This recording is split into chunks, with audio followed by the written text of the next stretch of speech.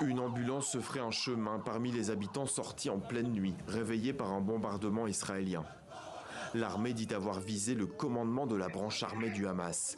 Elle ajoute avoir appelé la population à évacuer. On ne sait pas encore si l'attaque a fait d'autres victimes. La nuit a aussi été marquée par de nouvelles explosions dans la banlieue sud de Beyrouth, qui abrite le fief du Hezbollah. Ses habitants n'en peuvent plus.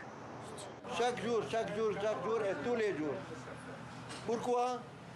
Seulement des familles, des petits-enfants. Il n'y a plus de soldats ici. Tous les soldats sont au sud.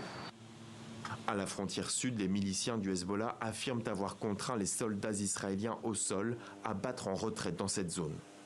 L'armée israélienne assure, elle, avoir tué 250 membres du Hezbollah depuis le début de son incursion terrestre.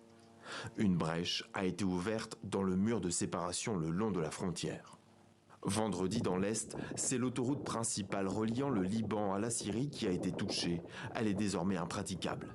374 000 personnes l'ont déjà empruntée pour fuir les combats. Israël accuse la milice chiite d'utiliser cet axe routier pour acheminer des armes depuis la Syrie.